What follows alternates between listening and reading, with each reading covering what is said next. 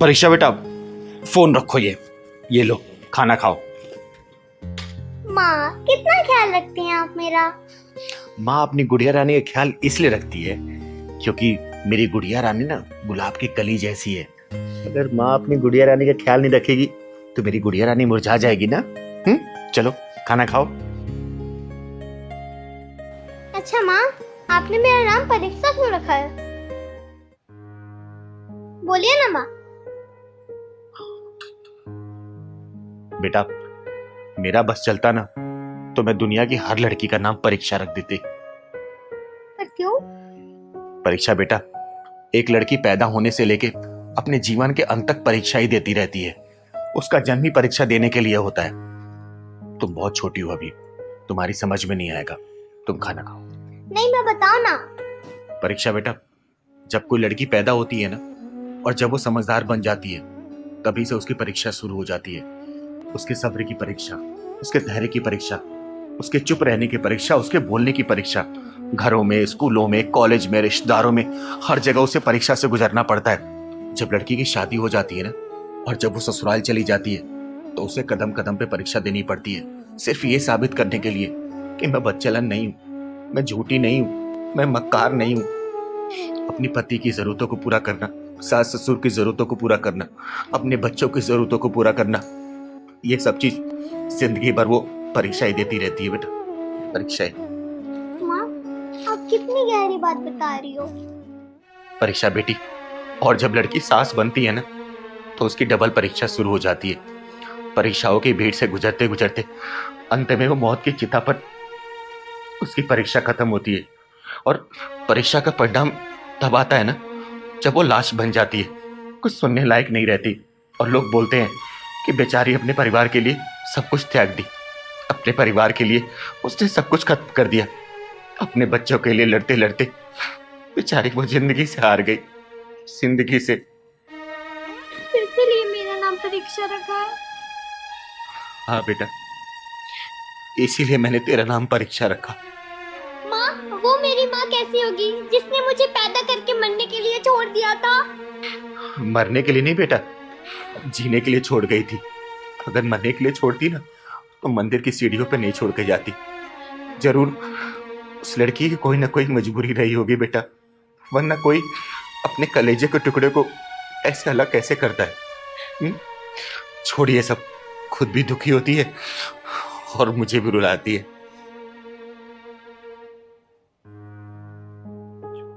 दीदी नमस्ते। अरे वंदना बेटा, नमस्ते नमस्ते। आ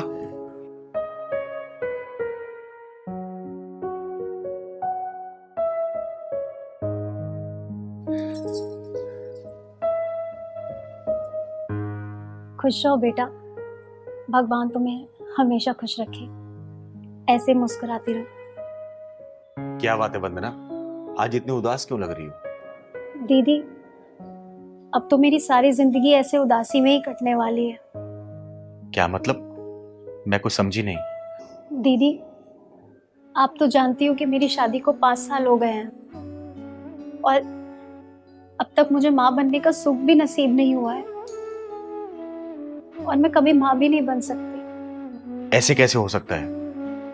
मैं सही कह रही हूँ दीदी, हम दोनों ने सासू माँ के कहने पे अपने टेस्ट करवाए थे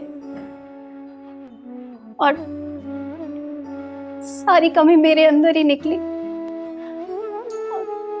रिपोर्ट में साफ साफ लिखा है कि मैं कभी माँ नहीं बन सकती। वंदना बेटा, ये सब तो ऊपर वाले की मर्जी से होता है, इसमें हम इंसानों का कोई जोर नहीं चलता। तुम किसी अनाथ आश्रम से कोई बच्चा क्यों नहीं अडॉप्ट कर लेती? यही सोच के तो मैं आपके पास आई हूँ दीदी। मैं कुछ समझी नहीं, मेरे पास क्यों आई हो? किसी अनाथ आश्रम में जाके बच्चा अडॉप्ट कर लो, 10-15 दिन में मिल जाएगा तुम्हें बच्चा। दीदी मैं चाहती हूँ कि मेरे सुने आंचल में परीक्षा को डाल दो। वंदना बेटा, परीक्षा मेरे जिगर का टुकड़ा है, मैं इसके बिना एक पल भी नहीं रह सकती। नहीं, मैं अपनी माँ को छोड़ के कहीं नहीं जाऊंगी। वंदना बेटा, तुम तो जानती हो ना कि मैं परीक्षा को किस हालात में मंदिर से उठा के लेके आई थी। ये भगवान का वो प्रसाद है जिसे मैं सिर माथे लगा के रखती हूँ। जीने का आधार है ये। इसके बिना मैं एक पल भी जी नहीं सकती बेटा, एक पल भी नहीं। दीदी एक वो थी जो अपने बच्चे को मरने के लिए छोड़ गई। एक आप हो जो अपनी नजरों से एक पल के लिए ओझल नहीं करती, और एक मैं हूं जो आंचल फैला के आपसे भीख मांग रही।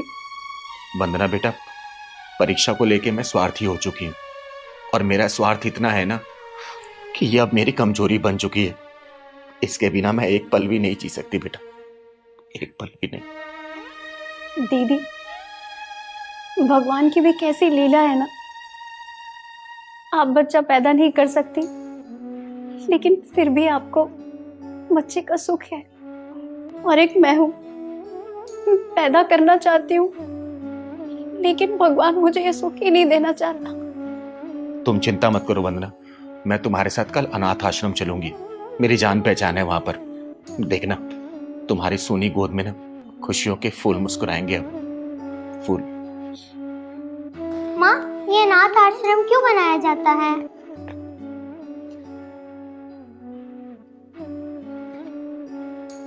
परीक्षा के सवाल का जवाब है क्या आप लोगों के पास? ये अनाथ आश्रम क्यों बनाया जाता है? अरे क्या हुआ तपस्या बेटा, रो क्यों रही हो? मैं माँ के लिए दवा लेने गई थी। दवा लेने गई थी? क्या हुआ जयंती को? तबीयत ठीक नहीं है क्या? पापा ने मम्मी को बहुत मारा, उनके सर में चोट आई है। लेकिन क्यों मारा बेटा? दीदी, पापा मम्मी को पसंद नहीं करते क्योंकि ना पसंद करने का कारण मैं हूँ। क्या तुम्हारी वजह से तुम्हारे पापा तुम्हारी मम्मी को मारते पीटते हैं? हाँ दीदी, पापा को लड़का चाहिए था पर मैं पैदा हो गई। बेटियां तो सौभाग्य से पैदा होती हैं, फिर वो कमीना अपने भाग्य के दरवाजे के ताले को क्यों तोड़ना चाहता है? दीदी, मैं माँ के लिए दवा लेने गई थी पर पैसे कम होने के चलते दुकान वाले ने भगा दिया। चिंता मत कर बेटा, दवाई लेके मैं चलूंगी तेरी माँ के पास। चल मेरे साथ। दीदी, मुझे पापा से बहुत डर लगता है। कहते हैं कि एक दिन तुझे दहेज देके जान से डालूंगा।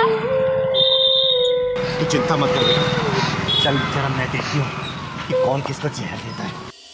पता नहीं कहाँ चली गई मेरी बेटी, इतनी देर से दिखाई नहीं दे रही है। इतनी आवाजें लगा ली मैंने। अरे चिंता मत कर, मरने नहीं गई होगी।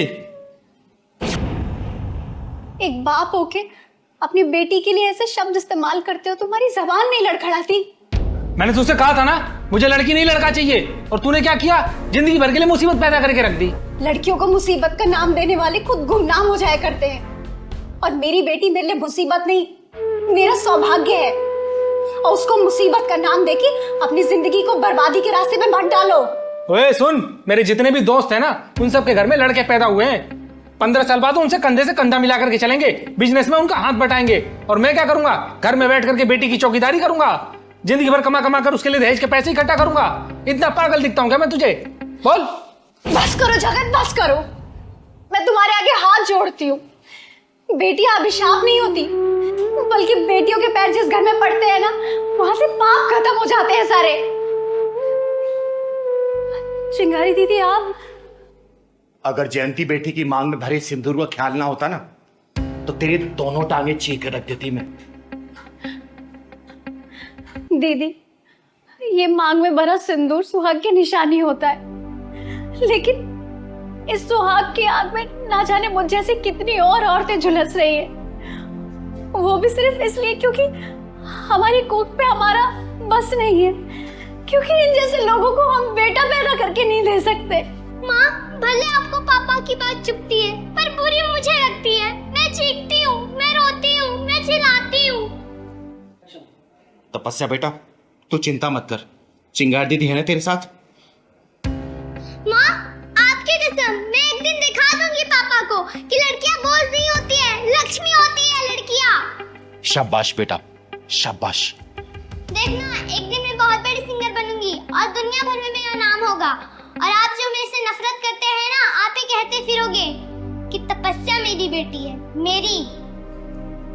वाह बेटा वाह, लेकिन आपको इसके लिए बहुत मेहनत करनी पड़ेगी। दीदी मैं बहुत मेहनत करूंगी और एक दिन बहुत बड़ी सिंगर बनूंगी, देखिएगा। ये पकड़ बेटा।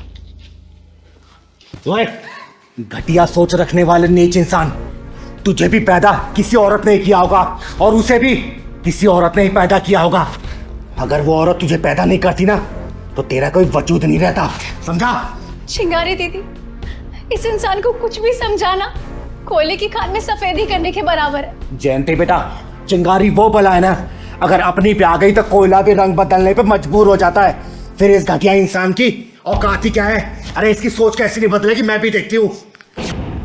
दीदी, इस इंसान की नजरों में लड़कियों की कोई अहमियत नहीं है। इसको आज लड़कियों की खासियत और अहमियत के बारे में बताती हूँ मैं। सुन ले हो गंदे नाली के कीड़े, लड़कियों ने क्या क्या कारनामे करके दिखाए ना, मेरी जुबानी सुन। श्रीमती सरोजिनी नायडू, श्रीमती प्रतिभा पाटिल, पीटी उषा, किरण बेदी, लता मंगेशकर, आशा भोसले, इन सबके नाम इतिहास के पन्नों में सुनहरे अक्षरों में दर्ज है। अरे देश उनकी विभूतियों को सलाम करता है। और तू, ये बच्ची है ना, ये कल के आने वाली स्टार है, उभरता हुआ सितारा है ये। कल को जब ये आसमान की बुलंदियों को छुएगी ना तो तू किस मुंह से इसे बेटी बोलेगा? बोलना, किस निगाहों से इसे नजरें मिलाएगा? बोलना, बोल। दीदी, मैं अपनी घटिया सोच पर बहुत शर्मिंदा हूँ, मुझे माफ कर दो दीदी। और जयंती, मुझे माफ कर दे। तपस्या बेटा, मुझे माफ कर दो बेटा। नहीं पापा, माफी नहीं। वो दिन मैं जरूर लाके दिखाऊंगी। पूरा दुनिया भर में कहते फिरोगे कि तपस्या मेरी बेटी है, मेरी। चिंगारी जी, हमें आपकी एक नहीं सुननी। आपने अपनी बेटी को यही संस्कार दिए थे क्या? अरे समधी समधन जी, आप लोग इतने नाराज क्यों हो रखे हैं? मेरी पूजा से कोई गलती हो गई है क्या? पहलवान बेटा, चाय पानी लेके आ, पूजा के सास ससुर आए हुए हैं। चिंगारी जी, हम यहाँ पर चाय पानी पीने के लिए नहीं आए हैं। क्या हुआ आंटी जी? पूजा दीदी से कोई गलती हुई है क्या? पूजा दीदी की तरफ से मैं हाथ जोड़ के माफी मांगता हूँ। अरे चिंगारी जी, हमारे मोहल्ले में बहुत सारी बहुएं हैं, पर आपकी बेटी जैसी कोई नहीं है। चिंगारी जी, आपकी बेटी ने ना हमारी नाक में दम किया हुआ है। देखिए समधन जी, अगर ऐसी बात है ना तो मुझे अकल ठिकाने लगाने भी आता है। मैं उसको सुधार के दम लूंगी। वो नहीं सुधरने वाली और ना ही किसी की बात मानने वाली है। अगर वो ना सुधरी तो हम जरूर सुधर जाएंगे, यानी कि खा पीकर इतने मोटे हो जाएंगे कि चलना फिरना भी दुबर हो जाएगा। एक उदाहरण आपके सामने है। ये सब उसकी सेवा का फल है चिंगारी जी। देखिए, माफ कीजिएगा, मैं कुछ समझ नहीं पा रही हूँ। मैं समझाती हूँ चिंगारी जी। गुड मॉर्निंग पापा जी। गुड मॉर्निंग बेटा जी। पापा जी, ये आप क्या दिन रात फोन में लगे रहते हैं? इधर दीजिए, लीजिए जूस पीजिए। अरे बेटा जी, ये क्या सुबह होते ही तुम्हारी दादागिरी शुरू हो जाती है। कभी ये खाओ, कभी ये पियो, जल्दी उठो, मंदिर जाओ, पार्क में जाके चक्कर काटो। बेटा क्या है ये सब? पापा जी, बात मत घुमाइए। मैं जैसा बोल रही हूँ वैसे ही कीजिए, समझे आप? जैसा मैं बोलूंगी वैसा ही करना पड़ेगा। आप लीजिए जूस पीजिए। जूस। अच्छा एक बात बताइए, आपने सिगरेट छोड़ दी या अभी भी चल रही है? सिगरेट कहाँ है? सिगरेट, हाँ वो तो बेटा मैंने छोड़ दी, बिल्कुल छोड़ दी। अच्छा ये बताओ बेटा, क्या तुमने मुझे घर में कभी सिगरेट पीते हुए देखा? नहीं ना? नहीं, लेकिन मैं घर की बात नहीं कर रही, बाहर की कह रही हूँ। अपने दोस्तों के साथ पीते तो नहीं? नहीं बेटा, बिल्कुल नहीं, बिल्कुल छोड़ दिए मैंने, सच कह रहा हूँ। चलो अच्छी बात है, अब जल्दी से जूस खत्म कीजिए और पार्क में जाकर 1 घंटा तेज तेज चलिएगा। पूरे पसीने से भीगे मिलने चाहिए मुझे। तब तक मैं करेले का जूस तैयार करती हूँ।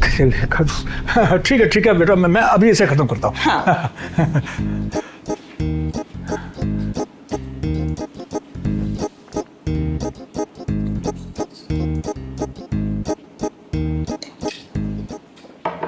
अरे मोहन बेटा, भाग ले, कहीं सचमुच में तुम्हें अभी करेले का जूस पीना पड़ जाए, कहीं लेके आ गई तो। अरे भाग।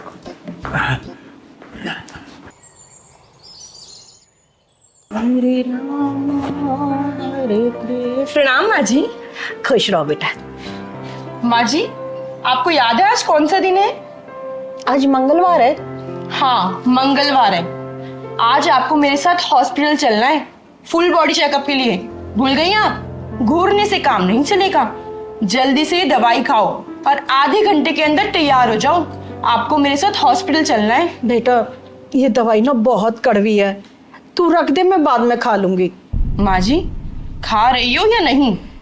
हाँ हाँ खा रही हूँ, डांट क्यों रही है? ला।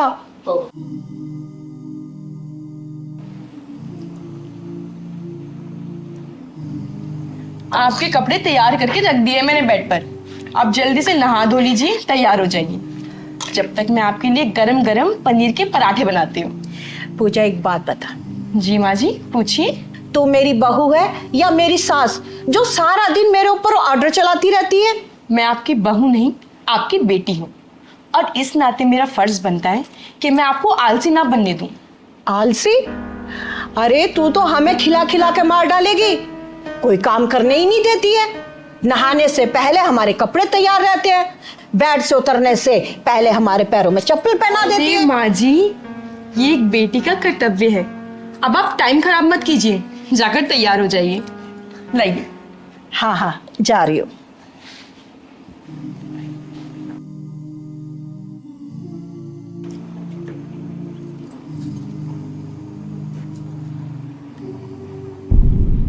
मुझे मत देखो, प्लेट में देखो, सारा खत्म होना चाहिए।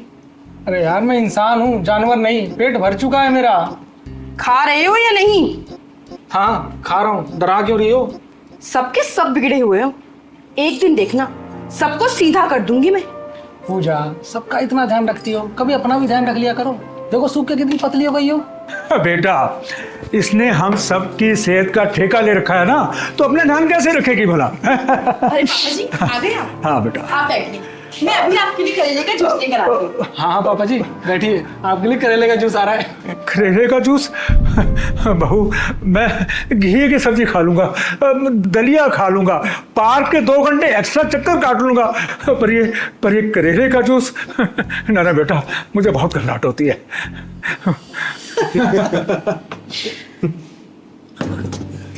चिंगारी जी, हमने जरूर पिछले जन्म में अच्छे पुण्य किए होंगे जो इस जन्म में ऐसी बहू मिली हमें। चिंगारी जी, आमतौर पर आजकल की बहुएं सास ससुर को पसंद नहीं करती हैं, उनका आदर सम्मान नहीं करती हैं, लेकिन हमारी बहू हमारा बहुत आदर सम्मान करती है, और ये सिर्फ आपके दिए हुए संस्कारों की वजह से है जो आपने अपनी गोद ली हुई बेटी को दिए हैं। अरे समधी जी, समदन जी, आप दोनों ने तो मुझे डरा ही दिया था।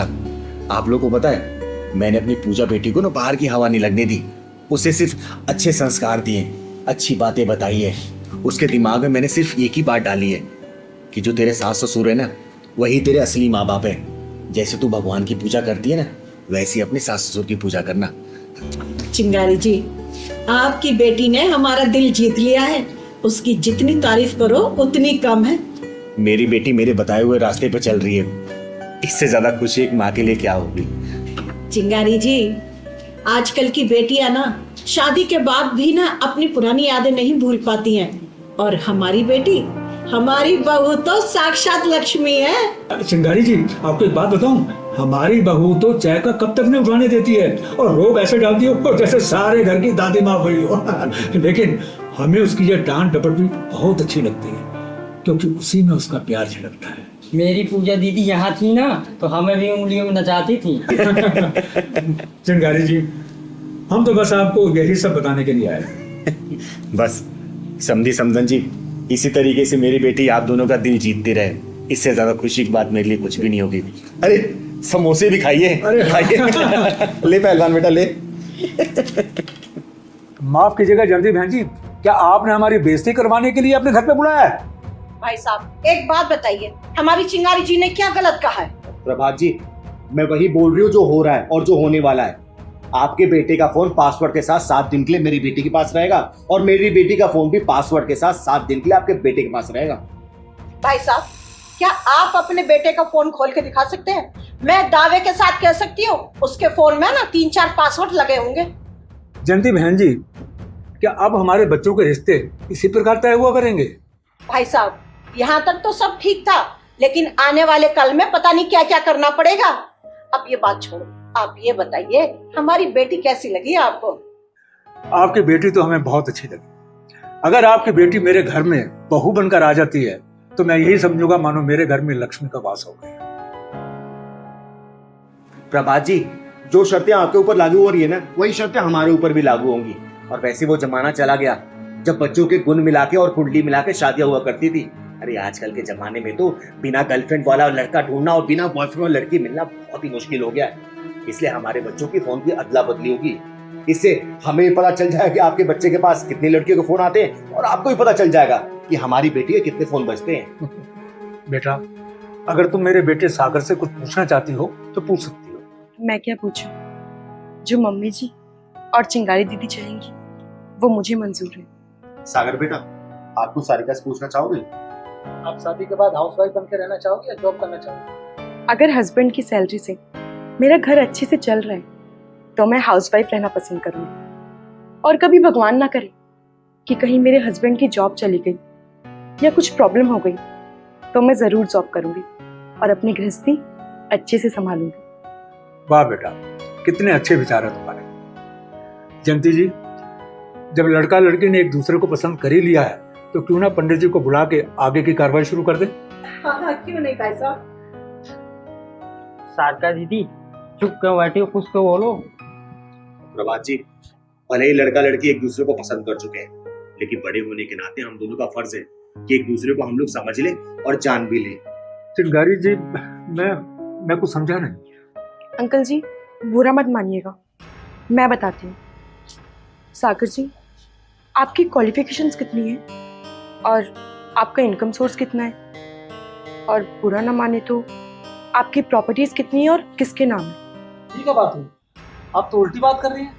सागर बेटा, हम लोग उल्टी बात इसलिए कर रहे हैं कि शादी के बाद तुम्हारी जिंदगी ना सीधी चलती रहे। बेटा, आज का माहौल ऐसा बन चुका है ना कि शादी हुई नहीं कि तलाक के लिए वकीलों की तलाश शुरू हो जाती है। और वो सब इसलिए होता है कि आजकल ऐसा कोई भी लड़का नहीं है जिससे कोई गर्लफ्रेंड ना हो, और आजकल ऐसे कोई भी लड़की नहीं है जिसका कोई बॉयफ्रेंड ना हो, और शादी के बाद यही बच्चे एडजस्ट नहीं कर पाते हैं।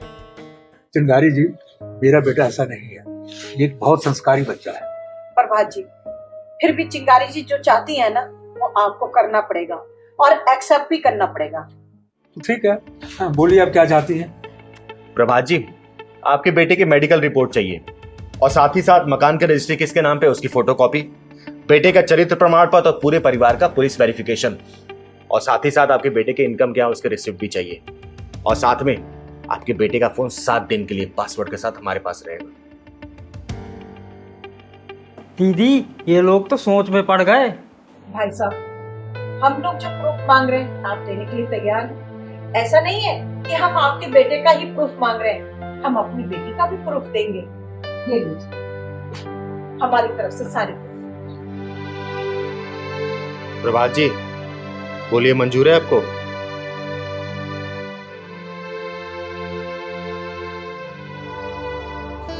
अंकल जी, आपको पता है कोई बिचौलिया जब रिश्ता करवाता है तो वो अपनी पूरी ताकत लगा देता है रिश्ता करवाने में, और दोनों परिवार के लोगों को झूठ झूठ बोलकर ये यकीन दिला देता है कि ऐसा रिश्ता आपको कभी भी कहीं नहीं मिलेगा। आजकल लड़के लड़कियां सुहागरात में साथ तो होते हैं, लेकिन दिल में उनके गर्लफ्रेंड बॉयफ्रेंड बसे रहते हैं। इसलिए तो आए दिन समाचार में सुनने को यही मिलता है कि पत्नी ने अपने प्रेमी के साथ मिलकर पति के 10 टुकड़े कर डाले। चिंगारी जी, बात तो आप सही कह रहे हैं। और साथ में ये भी सुनने को मिलता है कि पति ने अपनी प्रेमिका के चक्कर में अपनी पत्नी को मार डाला। अंकल जी, आज समय बदल चुका है, अगर हम समय के साथ नहीं चले तो ऐसी ही शादियां टूटती रहेंगी, परिवार बिखरते रहेंगे और तलाक होते रहेंगे। अरे सोशल मीडिया एक आग है जिसकी चपेट में आने से कोई भी घर बचा नहीं है। झूठ, जालसाजी इन्हीं सबसे भरा पड़ा है सोशल मीडिया। आजकल तो 2-2 बच्चों की माओ को ही पांव लड़खड़ा रहे हैं। ऐसे में बच्चों की शादी पूरी छानबीन के साथ ही करनी चाहिए। जयंती जी, मुझे आपकी सारी शर्तें मंजूर हैं, और मैं कोशिश करता हूं कि जल्दी से जल्दी जो भी चीजें आपने मंगवाई हैं मैं आपको भिजवा दूं। एक बात और, हाँ बोलो बेटा, क्या कहना चाहती हो? मुझे सिंपल शादी करनी है, मुझे सिंपल फोटोग्राफी और सिंपल वीडियोग्राफी चाहिए। मुझे ये कोई प्री वेडिंग के चक्कर में नहीं पड़ना। अरे बेटा, ये तो बहुत अच्छी बात है, मुझे भी ये सब पसंद नहीं है। तो बेटा जी पापा। तो प्रभा जी, हमारी तरफ से रिश्ता मंजूर है, लीजिए, मुंह मीठा कीजिए। अरे वाह। लेकिन हाँ, जो प्रूफ हमने मंगवाए हैं ना आपसे, बस वो भेज दीजिएगा आप। चिंगारी जी, आजकल की जनरेशन ना जाने कौन से चक्रव्यूह में फंसती जा रही है। हर एक के मोबाइल फोन में 3-3, 4-4 पासवर्ड, पता नहीं लगता कि कैसे खोले। प्रभात जी, मेरा तो ये मानना है कि पति पत्नी के जिंदगी के मोबाइल में ना सिर्फ एक पासवर्ड होना चाहिए, और वो मोहब्बत का, और मोहब्बत से खुलना चाहिए वो। वाह, क्या बात कही है चिंगारी। शुक्रिया। क्या बात कह रहे हैं शर्मा जी आप? चिंगारी जी, मैं जो कुछ भी कह रहा हूँ ना, सोच समझ कर कह रहा हूँ, और मेरा फैसला एकदम अटल है। और हमने ना पक्का फैसला कर लिया है चिंगारी जी। लेकिन आंटी जी, आपका बेटा तो जवान है, आपकी बहू भी है, लेकिन ऐसा क्यों सोच सकती हो? अरे क्यों नहीं कर सकते? क्या हमें किसी का डर है क्या, या हमें किसी की परमिशन लेनी पड़ेगी? चिंगारी जी, ये फैसला हमने ऐसे ही नहीं किया है, बहुत मजबूरी में आके हमने ये फैसला लिया है। मेरी सारी बात हो चुकी है, कागजी कार्रवाई भी हो चुकी है, मुझे बस सिर्फ वहां जाना है और साइन करना है, दैट्स ऑल। शर्मा जी, मेरा सिर्फ ये कहना था कि एक बार सोच लीजिए और फिर फैसला लीजिएगा। अंकल जी, भैया भाभी कहीं नजर नहीं आ रहा, कहीं गए हैं क्या? हाँ, शायद हमारी चिता के लिए लकड़ी का इंतजाम करने गए हो दोनों। चिंगारी जी, हम अपनी जिंदगी का जनाजा जीते जी उठते हुए नहीं देख सकते। हाँ, इसलिए हमने ये फैसला लिया है कि हम अनाथ आश्रम से बच्चा गोद लेंगे। हाँ आंटी जी, आपका बच्चा रोहन तो है ना, फिर क्या जरूरत है बच्चा गोद लेने की? चिंगारी जी, जब बच्चे को पता हो ना कि उसके माँ बाप का जो कुछ भी है उसी का है और उसका कोई हिस्सेदार नहीं है, तो उसका दिमाग का इंजन गलत पटरी पे चलना शुरू हो जाता है। और उसे सही पटरी पर लाने के लिए हम सही फैसला करके सही काम करने जा रहे हैं। आंटी जी, औलाद के होते हुए बच्चा गोद लिया जा सकता है क्या? लिया जा सकता है, आधी संपत्ति बच्चे के नाम करके। और हाँ, मैं यही करना चाहता हूँ ताकि मेरे बच्चों की समझ में आ जाए कि बाप आखिर बाप ही होता है। पापा, ये मैं बाहर क्या सुन रहा हूँ? प्रॉपर्टी का बंटवारा करने के चक्कर में आप कोई बच्चा गोद लेने जा रहे हैं? हाँ, तूने सही सुना। हमारे होते हुए आप लोग ऐसे कैसे कर सकते हैं? बेटा, जब रोड पे गाड़ी चलती है ना, और चलते चलते अगर उसका पहिया पंचर हो जाता है तो टायर बदलना पड़ता है, बिना टायर बदलते गाड़ी चल नहीं पाती, समझा? आप होती कौन है हमारे घर के मामले में बोलने वाली? चिंगारी जी का औधा ना इस घर में हम सबसे बड़ा है। बेटा, चिंगारी का दूसरा नाम ज्वालामुखी है, और जो ज्वालामुखी फटता है ना तो शोला बन जाता है। और तूने अपने माँ बाप को इतना मजबूर कर दिया है ना कि मजबूरी में ये जाके घर का दूसरा बारिश लेके आ रहे हैं, समझा? सही कहा दीदी, हर माँ बाप को यही करना चाहिए। जब सारे माँ बाप ईंट का जवाब पत्थर से देने लग जाएंगे ना, तो सारी बिगड़ी औलादें सही रास्ते पर आ जाएंगी। बेटा, ऐसा हमने क्या कर दिया जो आप हमारे हिस्से की खुशियों का बंटवारा करना चाह रहे हैं? तुम लोग ये पूछोगे तुम लोगों ने क्या नहीं किया है? अरे शर्मा जी, घंटों पार्क में बैठ के आंसू बहा के सारी बातें मुझको बताते थे, ऐसे ही नहीं आई हूं मैं यहाँ पर। चिंगारी जी, छोड़ो इन बातों को, हमने जो फैसला किया है ना, हम उसे पूरा करके ही रहेंगे। आजकल के माँ बाप ना तुम जैसे औलादों के कारनामे देख के काफी हद तक सुधर गए हैं। अरे तुम जैसे औलादों के लिए ना बच्चा गोद लेके बंटवारे के पैसा के थमा रहे हैं। समझ में नहीं आता आजकल के लड़कों को कि अपने माँ बाप से इतनी चिढ़ के हों। बीवी की शक्ल देख के ना माँ बाप की सूरतों से नफरत होने लगती है। माँ जी, पापा जी, आप ऐसा नहीं कर सकते। आप हमारे होते हुए बच्चा गोद क्यों ले रहे हैं? अरे ताकि तुम जैसे औलादों को खुद एहसास रहे कि तुम लोगों ने बंटवारे की कील खुद ठोकी अपनी छाती में, अपने माँ बाप का अनादर करके। चिंगारी जी, हमने अपनी तरफ से इनकी सेवा में कोई कमी नहीं छोड़ी। अरे रहने दो, सब पता है मुझे कि कितनी सेवा की है तुम लोगों ने अपने माँ बाप की। खुद तो अपना खाना कैंडल लाइट डिनर बाहर करके आते हो, अपने माँ बाप को बोल जाते हो खाना खुद बना लेना, कपड़ा लत्ता धोना नहीं है, माँ बाप की सेवा करनी नहीं है, हर 2-3 महीने बाद खुद टूर पे चले जाना है और माँ बाप को इनके हालातों पे छोड़ के चले जाना है। दवाई दारू किसी भी चीज का तुम लोग पैसा देते हो क्या? सेवा करते हो क्या? बता दो, करते हो तो है? ब्रेकफास्ट के टाइम पे क्या सूखी रोटी परोस देते हो, डिनर के टाइम पे बोलते हो कि जाओ जितना खुद बना लो, हम बाहर खाने जा रहे हैं। ये सेवा है? माँ बाप की सेवा क्या होती है जानते हो क्या? बोलो। बेटा, माँ बाप को अगर अपनी चिता की चिंता ना होती ना तो वो शायद औलाद पैदा ही ना करते। माँ जी, हमारी गलतियों को माफ कर दीजिए। और चिंगारी दीदी, आज आपने हमारी आंखें खोल दी। पापा जी, आपको बच्चा लेकर के आना है तो ले आइए, हमें कोई एतराज नहीं है, पर आप हमें माफ कर दीजिए। अरे वाह, बड़ी जल्दी समझ में आ गया। बेटा, ये भूलना मत, जो बोओगे वही काटोगे। अरे कल को तुम्हारी भी औलाद होगी, जब वही औलाद तुम लोगों के साथ वही बर्ताव करेगी जो तुम अपने माँ बाप के साथ कर रहे हो ना, तो कैसा लगेगा? बोलो। मम्मी जी, पापा जी, हमें माफ कर दीजिए। हमसे बहुत बड़ी गलती हो गई, हमें अपनी गलती का पछतावा है। हाँ पापा जी, हमें माफ कर दीजिए। शर्मा जी, माफ कर दीजिए बच्चों को, आगे से ऐसा नहीं करेंगे। ठीक है, माँ बाप तो हमेशा ही अपने बच्चों को माफ करते हैं। आपको अपनी गलती का एहसास हो गया, हमारे लिए इतना ही काफी है। और आगे से याद रखना, माँ बाप की सेवा में अगर थोड़ी सी भी कमी हुई ना, दोबारा मौका चिंगारी देने नहीं देगी, बेचे में घुसा लेना। जी दीदी। चल बैठ भाई। चलो।